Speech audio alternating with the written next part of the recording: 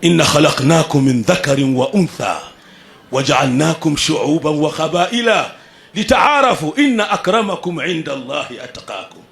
Mungu anasema inna khalaqnakum, nimekuumbeni nyinyi, min dhakari wa untha, wanaume na wanawake, waja'alnakum shu'uban wa qabaila, nikakufanyeni makabila na mataifa, lakini si lolote. Inna akramakum inda Allahi atqakum, mbora wenu mbele ya Mungu wenu ni yule mcha Mungu wenu. Mtu ni yule yule. Mheshimiwa Doto, umoja huu na ujenga wa Tanzania unaendelea kudhihirisha imani yako, moyo wako, usafi wa moyo wako. Na hapa sisi umetukumbusha namna mtume wetu Muhammad sallallahu alaihi wasallam alivyochukia ubaguzi. Kuna dhambi ya ubaguzi. Kama yuko aliyechukia dhambi ya ubaguzi ni bwana mtume Muhammad sallallahu alaihi wasallam. Nakumbuka kisa cha Abu Dharr al-Ghaffari na Bilal ibn Rabah.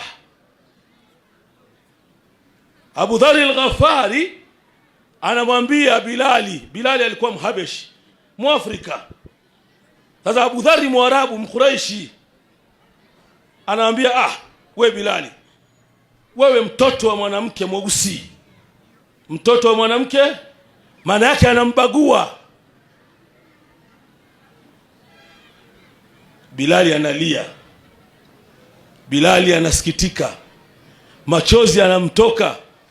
Anakwenda mbele ya mtume, machozi yanamtoka.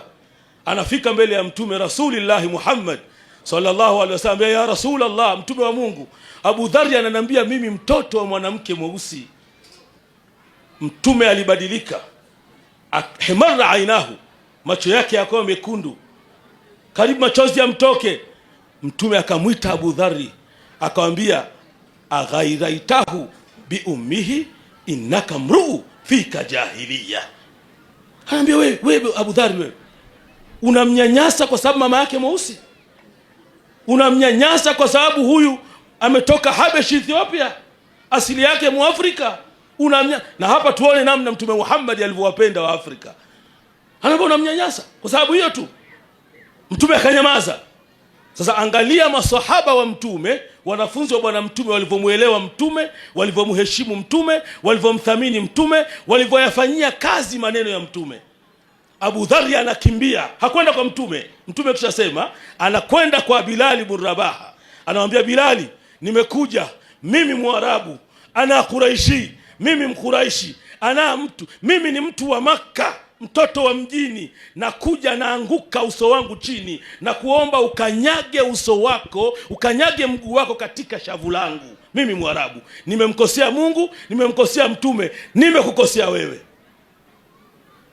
Sikiliza waungwana walivyo.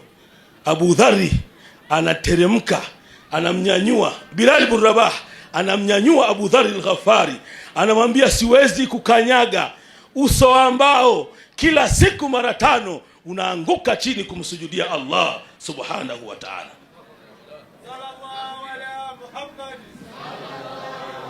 Siwezi, japokuwa umenikosea na niliumia, lakini uso wako unamsujudia Mungu mara 5 kwa siku. Na ugomvi ukawa umeisha. Hawakurudi kwa mtume kusuluhishwa tena. Tunajifunza nini?